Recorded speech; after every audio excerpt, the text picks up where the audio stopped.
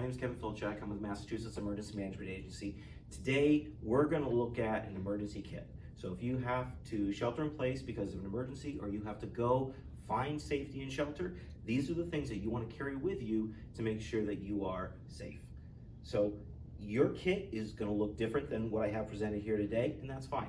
Make sure you carry the essentials. Anything beyond that is a bonus. So let's start over here with the most essential items. First is water. Water is essential for hydration and for basic hygiene. For a measure of how much you should carry a day, you want to carry 1 gallon of water per person per day. And we recommend carrying 3 days worth of water. We also recommend having some basic food. And ideally, you want to look for food that doesn't need to be cooked. So you're looking for cereal bars, dried goods, canned goods, all those things that you can just open up and eat. Next, we want to make sure we have some medical supplies. Band-Aids, antiseptic cream, the basics. Make sure you have it handy and you ideally know how to use it, all right?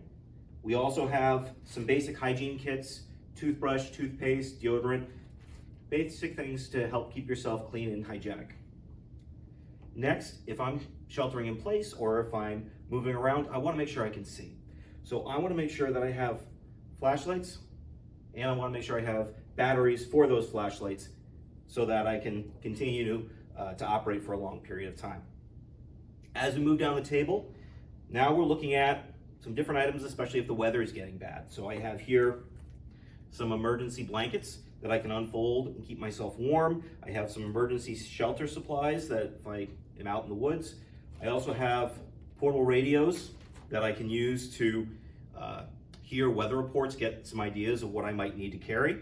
So as we move down, now I'm going to look at some more personal protective equipment that I might need. So that can be goggles, a pair of work gloves, masks, some duct tape, garbage bags, just things that I can use to help keep myself safe or to help keep the area I'm in safe. For those of us who have pets, you want to make sure you're packing pet supplies as well. You want to make sure that they have food and water and the essentials just like you do. As we move along, I want to make sure that I am keeping any kind of important documents that my family might need. Maybe that's insurance card, housing information, school information, medical information. Whatever you think you're going to need, make sure you have copies of that with you and in some sort of watertight container. You can put it in like a gallon bag or a trash bag, whatever works. I also want to make sure I have some basic clothes that are climate applicable. So if it's rainy and cold, I want to make sure I have some rain gear. If it is winter, I want to make sure I have some heavier clothing. I want to make sure that I'm dressing for the climate. So as the year progresses, maybe I'm changing out those items.